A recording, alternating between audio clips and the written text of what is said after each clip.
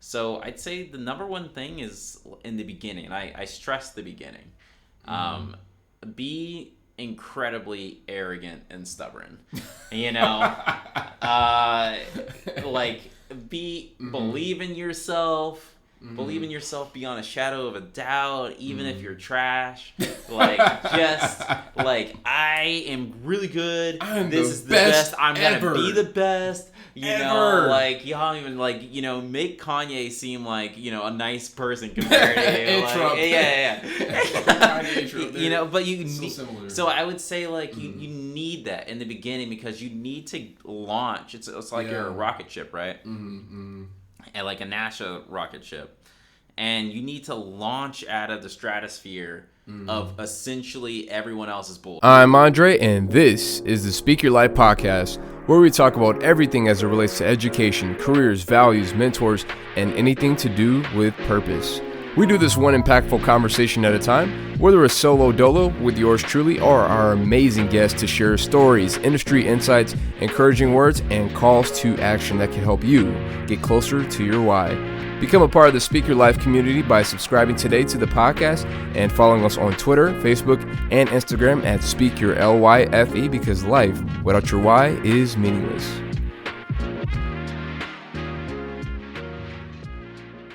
All right, welcome, ladies and gentlemen, to the Speak Your Life Podcast. My name is Andre. I'm your host. Make sure you hit that subscribe button right now. I'm gonna give you a minute to do that. Whether you're on Spotify, Apple Podcasts, or YouTube, and especially if you're on YouTube, hit that like button, hit that subscribe button. We want this algorithm to send this message out, send this video to as many people as possible. So, with all that being said, we want to welcome a very special guest to the platform. This guy went to SCAD. For those of you who are not familiar with that, is Savannah College of Art and Design. Is a very world-renowned school, very, very prestigious. So now he owns his own company specializing in concept art. Please welcome Greg Mitchell to the show. Woo! Woo! Hey guys, Greg Mitchell. Nice to meet you. So should I be? Okay. Yeah. So tell me, man. Out of if you were telling me how you feel from a scale of 1 to 10, how are you feeling right now? Mm-hmm. I'd say 7.6 out of 10. 7.6? Okay, that's a very specific number, but okay. Yeah. We'll go with that. It's been a day. A day. Yeah. But it goes on. Yeah, I mean, hey, it's like Thursday is one of my favorite days because you're almost there at Friday, and it's dude, I finished the work day Thursday. I can make it one more day. Absolutely. You know? I mean, you do need to make it past that hump. I completely agree. Exactly. I feel like I know Wednesday is technically the hump day, but my hump day is Thursday. So if I can make it over there, I can make it towards the weekend. So, anyways, man, are you ready to speak your life? Yes, absolutely. That's what I'm here for. Cool. At Kit Bash, at the studios. Yeah, here it's my Kit boy Bash. Andre. That's right. So, real quick, we're gonna how we met. We met a couple of weeks ago. I was at Emmett Park over there working, doing my thing on the grind. I see this cute girl. I compliment her on her socks. Never have I ever started a conversation complimenting girl socks, and so we're talking or whatever, and then this dude is in the back. He's working on his laptop, but also listening to the conversation. I wasn't trying to listen on the conversation. I really wasn't. I was in my own zone. No, I know you were trying, but I was just dude, we were just he was it was just it's one of those things if I see a dude he's over there spitting game or whatever. It's it's an interesting let's see how this goes now. Is it gonna be a fail or is it gonna work out? Is he gonna get the number? What's up? I did get the number, and by the way, but anyways, it was just one of those things where he ended up. I don't know how the conversation got started. I think she was hey, what are you doing? And then we walked over and we ended up having a conversation. It was the three of us. So I was trying to mind my own business and keep it real. Just mind my own business and keeping it real. I've been doing that since '91, and so really. I mean, you weren't minding your business for about 9 months or so. So were you really minding your business the whole time? Keeping it real absolutely since '91. Okay. And so Andre was spitting some game, and And it was kind of flying back mid-range. She was catching-ish, throwing back-ish. You know, like, I applauded the effort, but it kind of seemed like she wasn't really, like, looking to meet anyone, really. No. So, like, I would say that. I was like, yo, have you ever been to Piedmont Park? It's, like, a famous park here in Atlanta. And she was like, no, I hear that's, like, where people get murdered. I'm like, what? Like, we're 1 mile away from Piedmont Park. Like, she's like, I don't want to go anywhere near there. And I'm like, we're already near there. Like, we're literally right there. Yeah. Oh, man. Yeah, so it was, I don't know, it was one of those things where...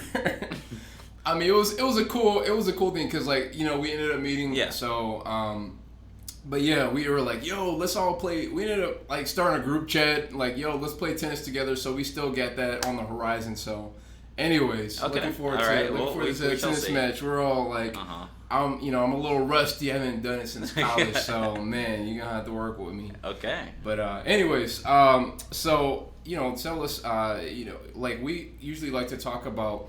The journey that everybody has from when to why. So, like, you already said you're born in 91. So, like, give us that journey of, like, the day you're born and learning why you're born. So I was born in Germany, in Frankfurt, Germany. Nice. My parents were in the military, so my mom was a portrait artist, a fine artist over there. And my dad was in the military. He's one of the first people setting up the internet. Wow. We stayed there up until maybe 94, 95, when he unfortunately passed away. And then we had to relocate, and we got closer to my mom's family in Lawrenceville, Georgia. Okay. And so throughout my life, I always really enjoyed art. One of my bigger inspirations was my brother, who was a really good drawer. He'd draw like Mortal Kombat characters and Dragon Ball Z characters, and I wished I could draw like him. And my mom at that time was going to classes at ACA, which was Atlanta College of Art, which actually ended up becoming SCAD Atlanta. Really? As Paula Wallace purchased that. So I ended up going to the same school as my mom, or at least the same building. Okay. But I think I just always enjoyed making worlds, and I would always doodle and scribble as a kindergartner, and then throughout school I just loved filling up sketchbooks and like drawing on the backs of papers. And it was around, I mean, I guess this kept going on until high school. I won a few things, you know, like throughout middle school I'd like maybe win an art contest and get something, or I'd go to like a summer camp for art. But I never really thought I'd be like an artist. Okay. And then it was around early high school when my mom, you know, the first day of high school was like, hey, Greg, like, I spent all of your college money on congos and bongos for my drum cafe. So I spent over $40,000 on drums. And if you $40,000 on drums?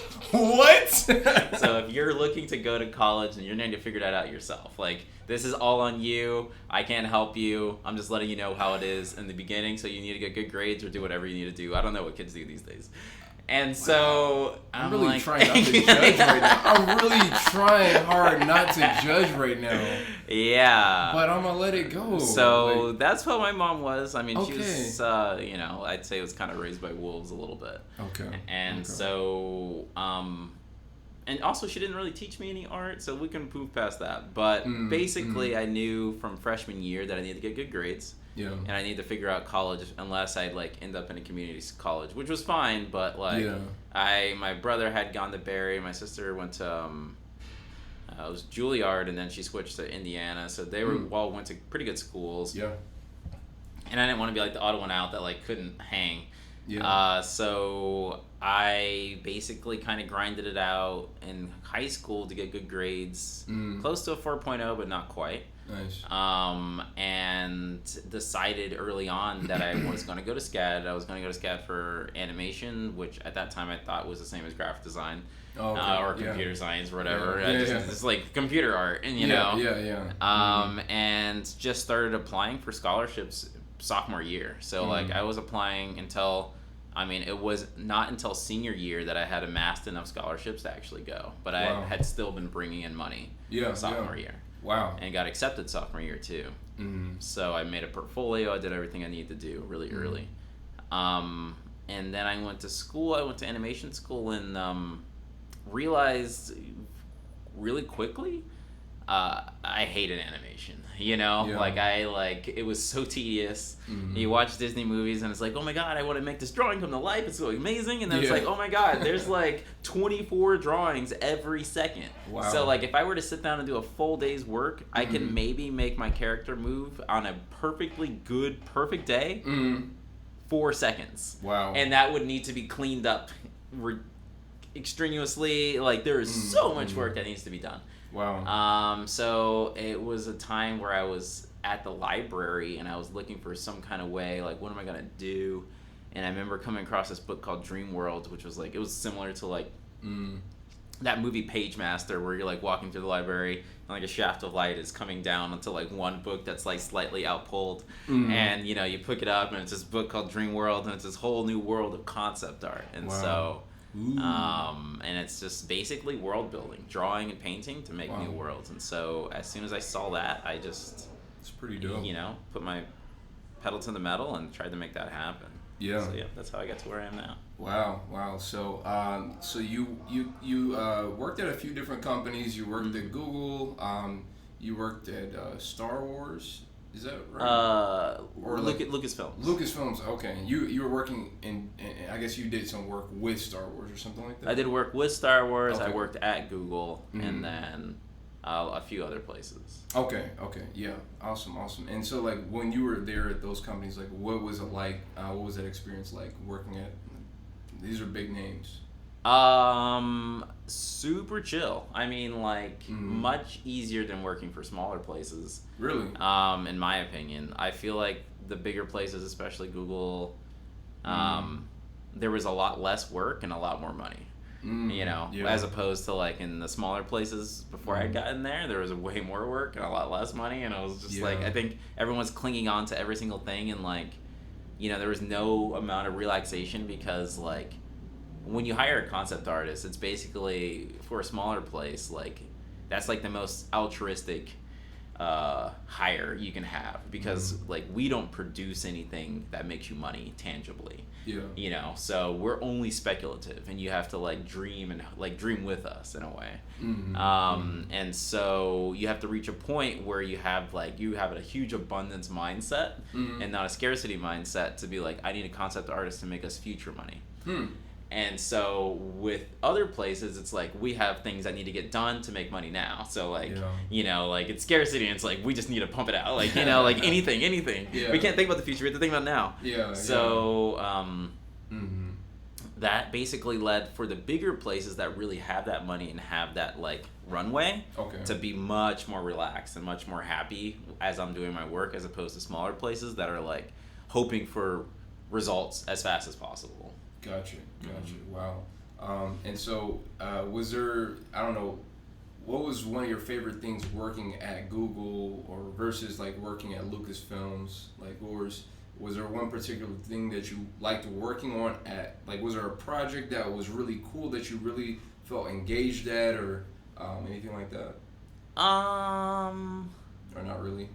I'd have to say, and this is to be completely honest, like they had to have been the most boring projects I've ever actually picked up, and like the fun projects have been like the small guys, like really, you think about like early Final Fantasy, the video game, or like early Street Fighters, where it was just like one game developer and like one drawer. And so like you had such a huge world to play with and make it yourself. When you're at a bigger place, like you're very much like a very small cog in a huge machine, and you're not like building the machine yourself. So for me, it's less exciting. I think for a lot of other people that really enjoy like direction, I'm not a big fan of taking direction, but but for a lot of other people, then I think they really, really enjoy that like stability and freedom and that smooth runningness. But I kind of like being more hands-on at smaller places and making a lot more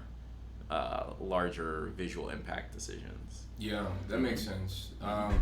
It seems that like you may have more even creative control, what I say, at like a smaller place. Absolutely. I mean, like it's like, so if you have a guy that's like, I kind of want I'm looking for a character that's kind of strong, and like just come back to me. You know what I mean? That's it. Yeah, like, or I'm looking. I like you get like vague things, very vague things. Like I need like, something that looks mythical and something that looks bigger than life. Yeah. And so you've got a lot of things that you can do. You know. So, but if someone's like, okay, here's the style guide. Here's this. Here's this. We already had a bunch of other artists spit things out. We like this direction. We want you to do a minor change of this. And it's like, okay, like there's a lot of things that you can go wrong. You know what I mean? It's like if you draw or do something or paint it slightly different than the other people that already had on, then you can be wrong. But I think like in the smaller places, especially in the early,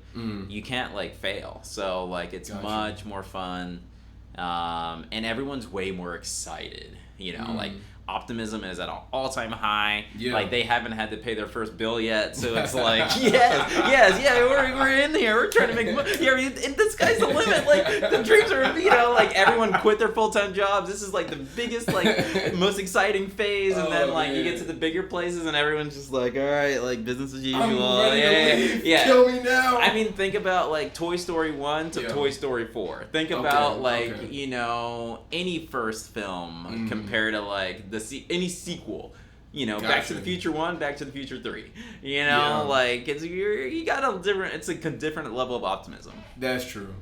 You can see it on the end product too. Yes, absolutely. Yes. Yeah. We're phoning in, making this money.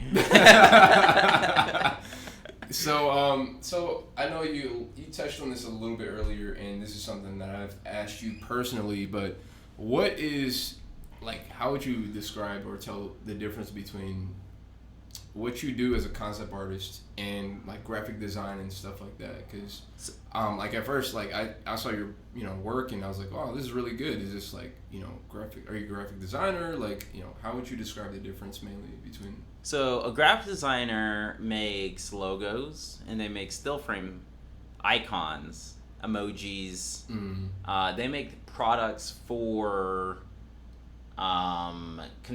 instant consumables. So I mean, like anything that you see on your phone, any icons, anything that can kind of directly make money. So graphic designers make like they design a graphic, like just one graphic. Like think of like the Coca-Cola symbol, those logos. That's a graphic. Okay. They may do ideas for that graphic, but their ultimate end product is a graphic that can be used, sold, printed. And it's a product in a way, Meanwhile, a concept artist never gets to that phase. So a concept artist, the ideas before you even get to even wanting a graphic, is what the concept artist would do. And oftentimes concept artists worked on intellectual properties that have narratives or larger worlds. So I think everyone's familiar with like Harry Potter or Lord of the Rings. So when you watch Harry Potter, like a concept artist would sit down and be like, okay, well, we know where Hagrid is going to be in this movie, and we've read the book and it says that he's a big guy, but we don't know exactly what he looks like. We just everyone that read the book has a different idea of what Hagrid looks like. Hagrid might be black to some people, like they might have not like specified that. Someone was reading the book assuming Hagrid was black the whole time. Hagrid came from the hood. Like, but no one really these ideas hadn't been visually communicated. So as a concept artist, you're sitting down, oftentimes taking literature and visually communicating those ideas, and it could be used for movies, video games, whatever it might be. But like what you're really being hired for is your point of view, because it's like, once that concept artist decided on what Hagrid should look like, now he's in the movies looking like this, and we all know him as that. Gotcha. So like it's a big job, and there's a lot of care put onto you, because what you do affects the modeler that will maybe 3D model it, or the fabric designers or costume designers that's going to have to make their things, or casting who's going to have to find someone who looks like your designs, or all these things. So it's a trickle down that goes so far that when you get a concept artist, you're really just like so in love with your concept artist that you like their vision is like, finally we can have this movie look good. So you want to have good ones, and so it's an exciting place to be, but it's also a place that's precarious because you're not in production. So once your concepts are done and everyone's got a good vision, it's they might keep you. Yeah, it's time for another thing. Ouch. Exactly. Wow. Yep. Okay. That's interesting. I guess, I mean, like, because, like, what else can they do with you after that? Like, so if depending on the company or whatever the intellectual property is, if it is a movie, okay, there's basically nothing else they can do with you. Unless you're making a sequence or something. Unless they put you unless you're in a place that have another movie already happening, they can move you to another movie. So that's a slash and burn where there's a lot of people that get dropped all the time. Wow. If it's a video game and it's a AAA big one like God of War, Metal Gear, something like that, same thing as the movies. They finish it, like you work on like Grand Theft Auto 5, you better hope that they're making a Grand Theft Auto 6 and that it's already in production before you leave, or else you're getting laid off and hoping that you can come back. Wow. But the more sustainable jobs at this point in time are video games, especially ones with that you can purchase things, downloadable content. Oh, yeah. So, like, think about if you work on, like, Fortnite or something. Yeah, so, there's constantly new content that's coming out, so you could concept the original world, but then there's so much content coming out that you're constantly working, like, new character designs, new items, new this, new that, and so you're kept busy forever, indefinitely. I mean, is it boring? Absolutely. I mean, but it is way more stable than the previous models. Yeah. Okay. Wow. So there's a lot of people out there that are doing their thing, like Cam Sykes, Noah Bradley. Do you have any inspiration that you draw from like people who are like, I don't know, really known in this space? Or is there like a absolutely artist that... So, first off, I like to say that the game stuff isn't all boring. And, like, it's not as exciting as building the original world, but it is still fun in its own right. Okay. And then, second, Noah Bradley, he wasn't a huge inspiration for me, but I did remember him in the beginning. I was more inspired by, like, some of the bigger Disney animated people. This guy Paul Felix. Okay. Craig Mullins is also concepts for both people. I think Noah Bradley went down for some scandals. Oh. So we can really? We can dive. We don't have to talk about that. Yeah. That's a whole other podcast. See, my knowledge is very surface level on these things, so that's why I was like, I come to you for what do I, who is this, who is that? Yeah, so maybe not the person to be looking up to. Definitely not. If you're a kid and you're out here watching this, Noah Bradley is not your hero. If I remember correctly. Though, don't quote me. Yeah, but maybe there are people out there who have good work, but them as a person is not who you should be looking at. Exactly. I think you can gain inspiration from their art and separate the two. I think that is possible. Absolutely. In a cancel culture that we live in, I do want to say that too, because I don't know too much about Noah Bradley, but I do believe in people who can, if somebody's talented, the talent is that it's its own entity, and then like push that person to the side. Even though I know it's maybe hard for a lot of people to do that, but I don't know. Anyways, I agree. A few other people. This guy Marcus Mateo Maestri, who worked at Disney for a long time, brilliant visual development artist, which is the same thing as a concept artist for animation.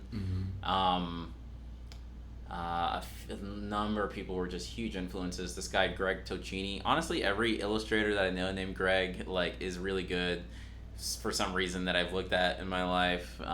So Greg Tocchini, he has a graphic novel named Low. Fantastic, one of my biggest inspirations of all time, and the whole crew that worked on Prince of Egypt. Wow. I have that art book, and that's literally been like my Bible for like as I've improved and gone up.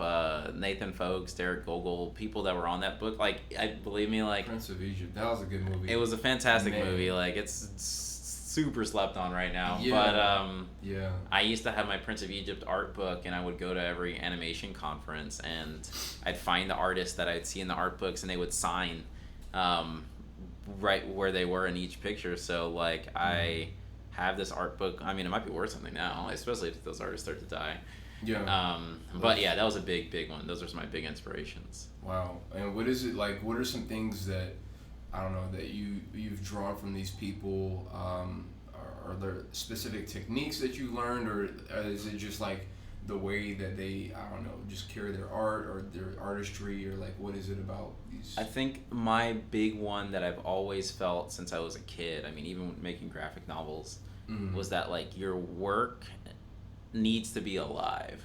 So I think there's so many illustrators, artists in general, that like have these stiff characters and like stiff environments, and it doesn't feel like you're really there. It doesn't feel like the people are talking. It doesn't feel like, you know, you can feel them, you know. So the artists that I really look up to, J.C. Leyendecker as well, have a certain expressiveness to them, not to the point of being like abstract, but to the point of like, you know, you're catching characters in a moment. You know, you're catching characters where you can see them and you can think that there is thought behind that image. Like, oh, that character's thinking this, or that character's feeling this emotion, or like that, or this entire image makes me feel this way.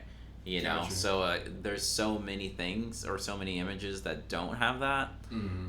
Especially working in the industry for so long, like I'm realizing that it's not something that everyone has, and you know, not something that everyone even really looks for, because there's a lot of occupations like graphic design where the more you feel and the more emotion you have, the worse. You know, like if you're trying to make a Coca-Cola logo, or if you're trying to make like an AT&T logo, like are you really trying to make someone feel sad, make someone feel emotion, feel like exactly, trying to create this whole scene. Bottle.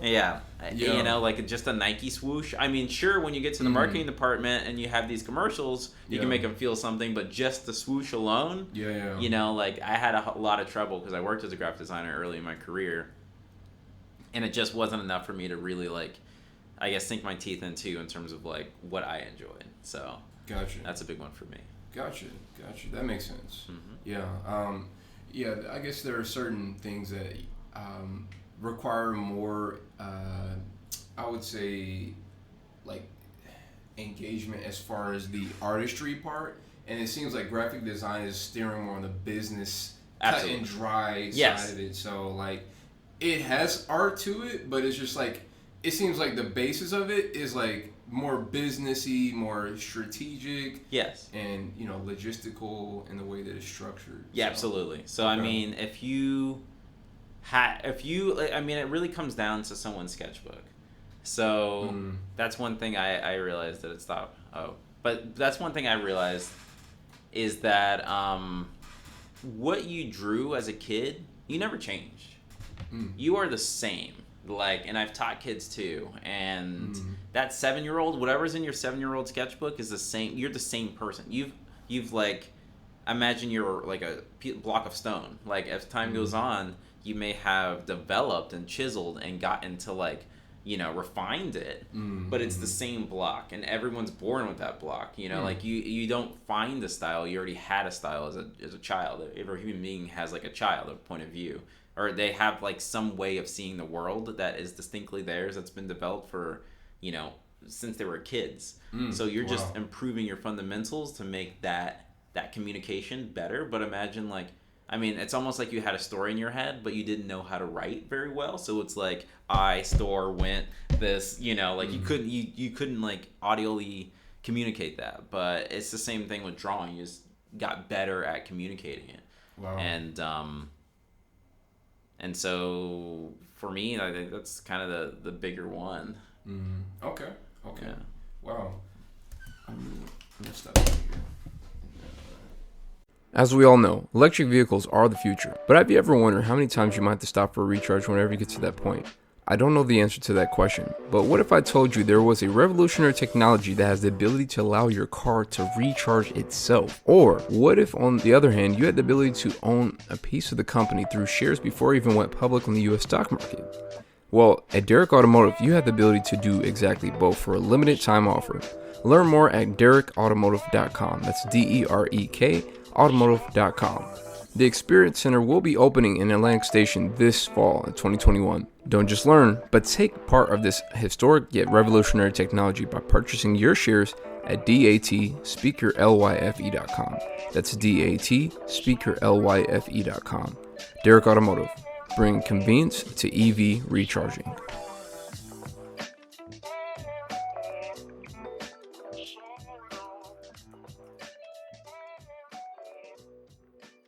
Okay. I guess like I was going to ask you like, I guess like I maybe I have a different perspective on this, and as far as like where somebody is as a child and where they develop into, like, because maybe sometimes people can, I would say, encounter different things in their life, whether it be traumatic or maybe really good experiences, and maybe they had like a certain way of like doing something, or maybe I don't know, like, but maybe that big event or that thing changed their trajectory completely. They did a 180 or whatever. Do you think that's possible? I do think it's possible, but I also think that ultimately throughout that person's life and experience, as they continue to mature, they might find that going forward is actually more going backwards. So if they're truly maturing, then they would probably maybe get to the point before that traumatic event, because in some ways maybe them shifting and doing a 180 after that event is a large coping mechanism.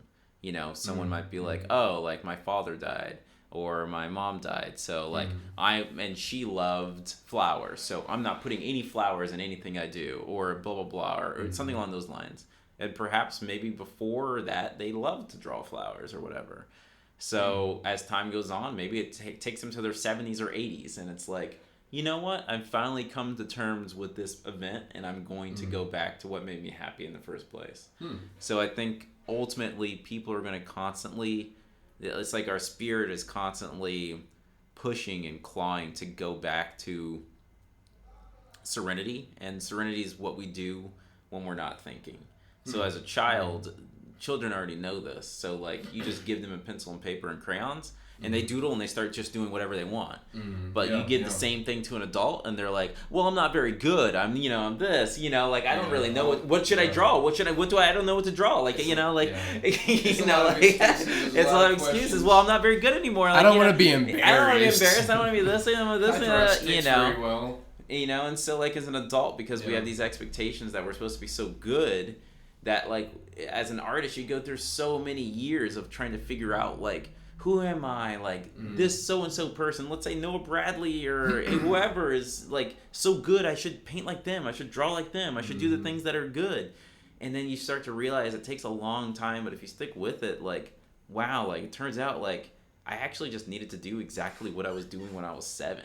Really? Like that was where the gold was. And you see it when you're teaching kids, like, and you're a much better artist, and you see their drawings, and it's like, oh wow, this drawing had like life, exuberance, personality, all the things that mine are like missing. It's just missing the foundational skills, so but if I were to take this kid's drawing and redraw it with my skills, like I would, be in great business, I'd have a great portfolio, I'd have a lot of great content. And so like I think there's something to be said about that. I mean, this is my point of view on it.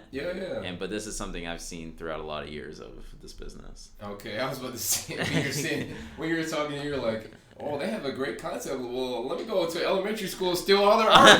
Honestly, yeah, make a little sweatshop, and it's just like, hey guys. I'll pay you a candy. And then I'll just grab all the ideas right afterwards. And, Oh man, then they'll come back when they get 18 and sue you. That's how it works. Exactly. Man, as we talk about that, there is. You remember that I think that album was called Nevermind from 1991 of Nirvana with Kurt Cobain and all them. The little baby. Yeah, baby in the pool. Yeah. So that baby is actually suing. Well, now he's an adult. He's suing Kurt Cobain's estate. He's suing everybody, like in Kurt Cobain's wife, like former wife at the time. Yada yada yada. Like he's suing for like I think $150K because he's naked. Well, not just because he's naked, but because I think it was his dad that allowed the picture to take place, and it was like he's like, now he's saying, he's filing a lawsuit for like child. I don't know, I guess it technically is child pornography. I guess in some technically, ways. Yeah. But yeah, it's like, watch out, those kids might come back. Yeah, they might come back. Who knows if he'll win this case or not? So I don't know. That's gonna be a hard one, because apparently his dad let the photo shoot take place, and he did it for only he only accepted like $200. Like, I don't know if he was going through something, or like that was enough for drugs. I don't know what the case was. I'm not gonna speculate, but it's just like $200. Yeah. If you gonna take my kid in that pool, you gonna be paying more than $200. So, but yeah, that's interesting. But yeah, just don't steal kids. Yeah. Okay, all right. I'll leave the kids alone. But what's some practical information that you could share to other young artists out there that are looking to, I don't know, maybe do what you're doing, or maybe do something similar, or I don't know, they're into video game concepts, or they're into creating concepts for movies. What are some advice that you give them? I think the toughest thing for any beginning artist is like getting started and believing in yourself. So it's with so many other things. If you put the seat time in, like, you will get better and you will get to a point of making money. But in the beginning, everyone's like, you're going to starve as an artist. You're not going to make it anywhere. You're going to do this. You're going to do that. Like, you're going to fail. And like, I think, especially if you come from a lot of families where they might have like really prestigious salary jobs, where it's like, your dad's a doctor, and someone else is a lawyer. You're a failure. Yeah, you're a failure. You're doing this. So. That's one of the things. I didn't come from that family, so I didn't really deal with that really at all. Okay, but I've seen other people deal with a lot of it. So I'd say the number one thing is in the beginning, and I stress the beginning. Be incredibly arrogant and stubborn. Believe in yourself. Believe in yourself beyond a shadow of a doubt, even if you're trash. I am really good. This is the best. I'm gonna be the best. Y'all even make Kanye seem like a nice person compared to but you need. So I would say you need that in the beginning, because you need to launch. It's like you're a rocket ship, right? And like a NASA rocket ship, and you need to launch out of the stratosphere of essentially everyone else's bullshit, because everyone else is casting their insecurities, their fears and doubts onto you, because they didn't do what they wanted to do. They didn't live the life that they wanted. They're living, scarcity minded. They're just their dream is deferred, Langston Hughes puts it. They are trying to help you and give you sound, wise advice, but that sound, wise advice is fear-based. And comes not through a shade. It's fear-based, and it's not love-based. So you'll meet a few people that probably have done everything they wanted to do and everything like that, and they'll be like, oh, go for it, like that and this. But most salary people, I hate to put it this way, but most people you meet that are working 9-to-5 jobs are afraid, constantly. They're afraid of losing their job. They're afraid of, everything about their job. They're managers. They're this, they're that. It's a constant life of fear that's America has perpetuated just as normalcy, So. And then there are people, I would say and we want to get something right. Like, there's nothing wrong with a 9-to-5. Nothing wrong. I love 9-to-5 jobs.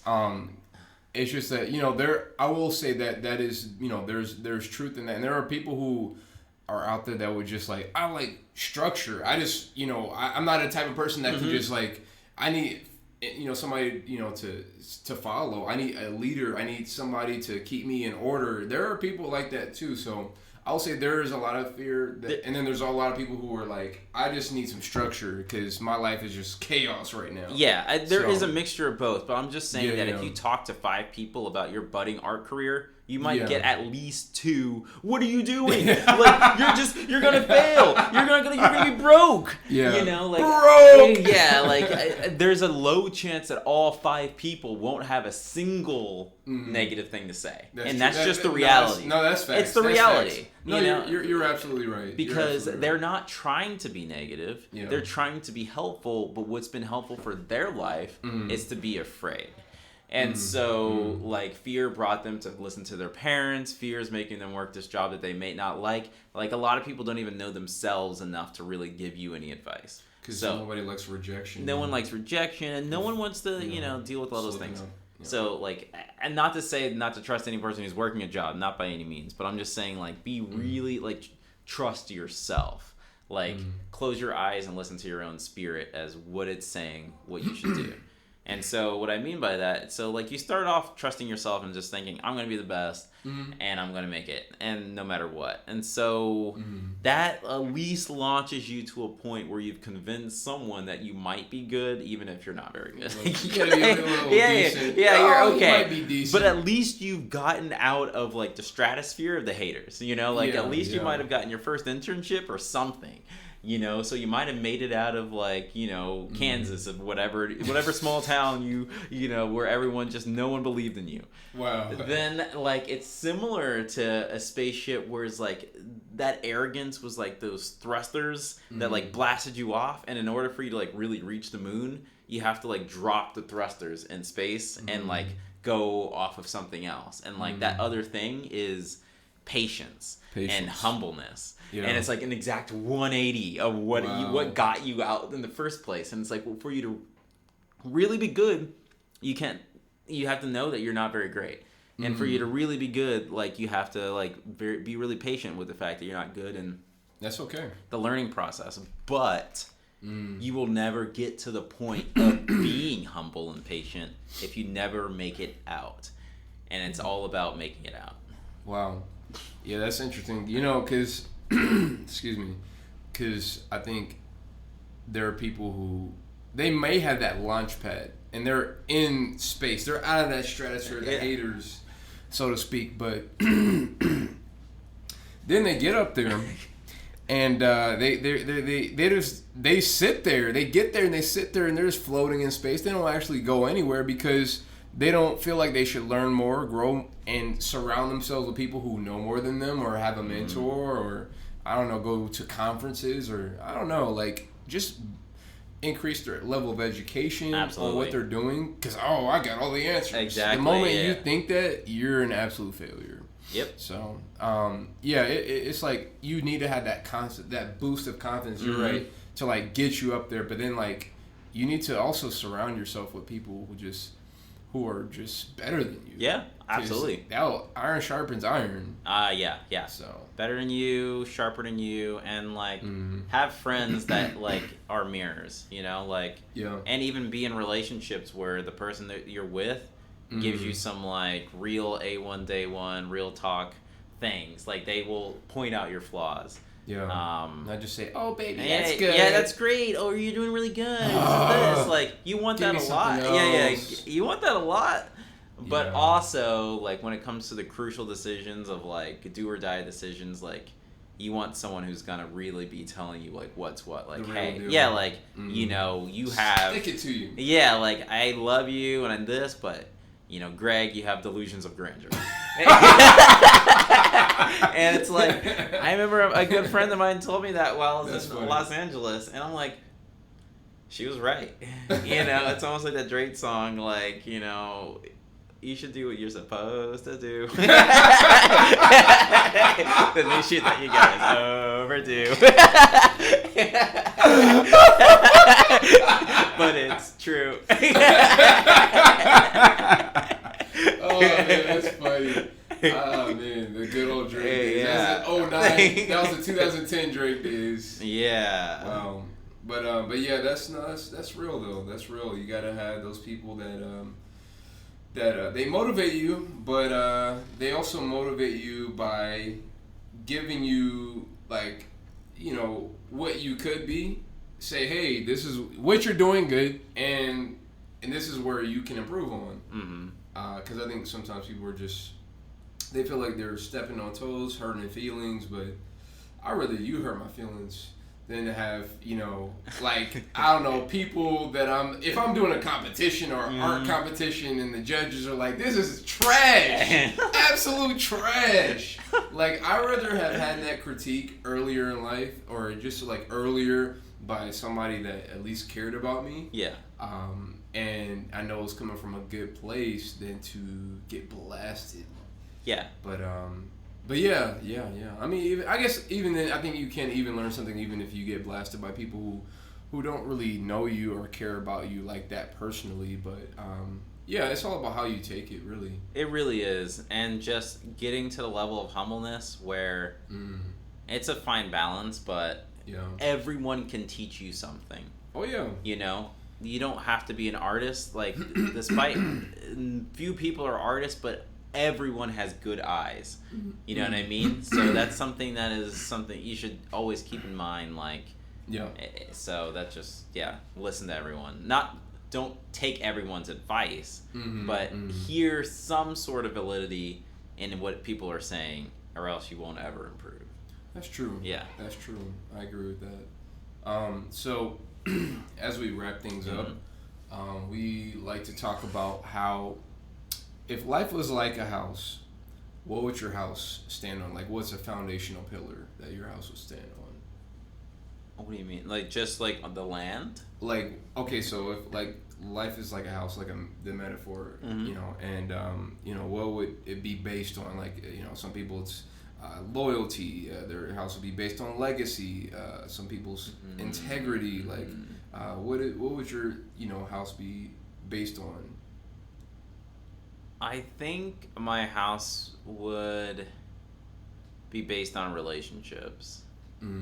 I really think that your relationship with yourself is very potent and more powerful than people realize. Yeah.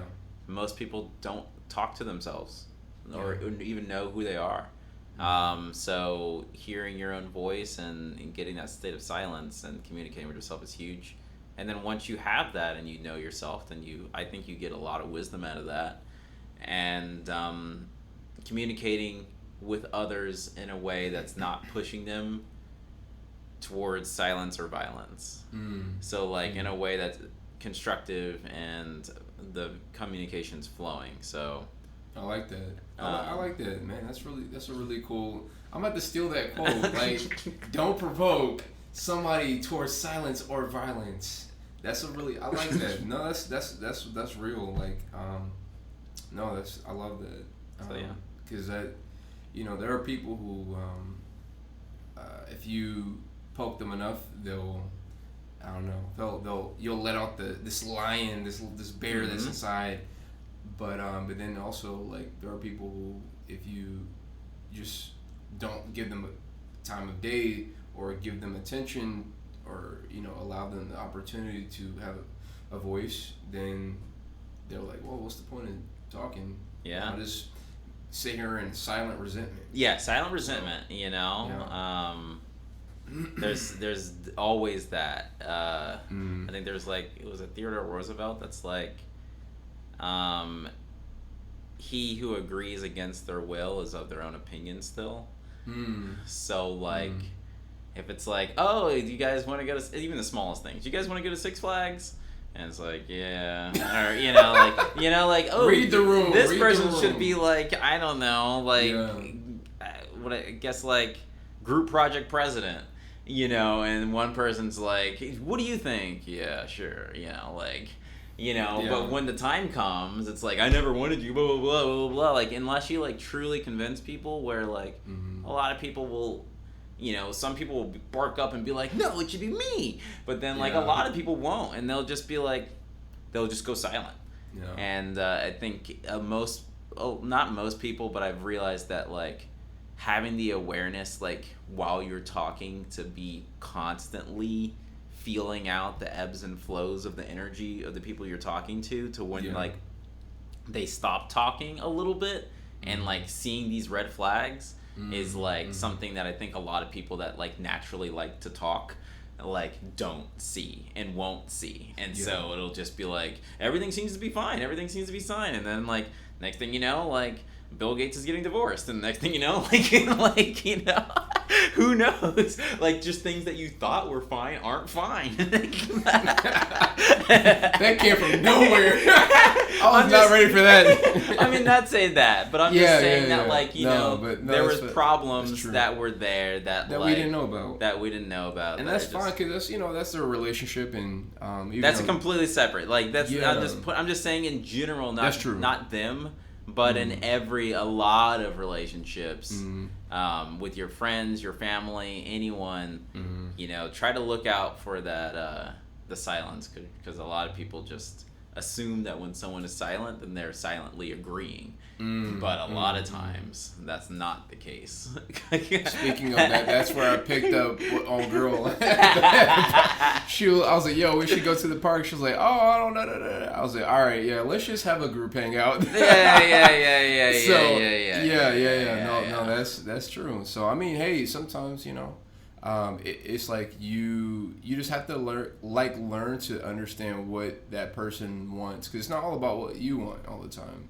So yeah, that's true. I love that. That's it. So and the last question that we have is question of the day. All right. Question of the day. It is.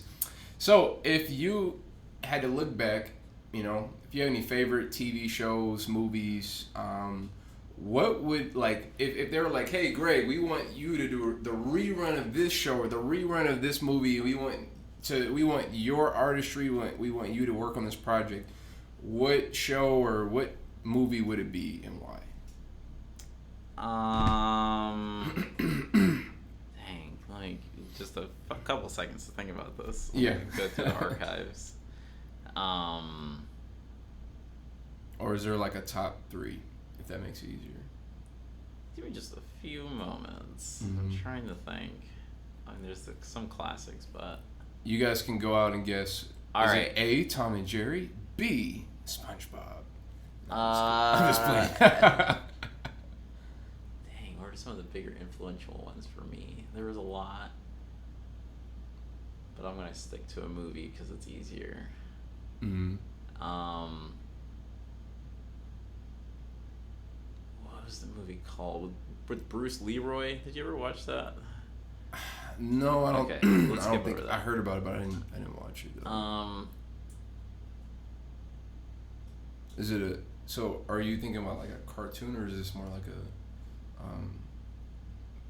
what's one, like the tip of your tongue? It was a live action one, but okay, I would say maybe one of my favorite movies has always been Spaceballs. Spaceballs, okay. Okay, I like fun, whimsical, fun things. So it would have been a lot of fun to like work on like Spaceballs. Nice. And it's something like that. And like what about it that that drew you to it, that makes you want to work with it? Humor.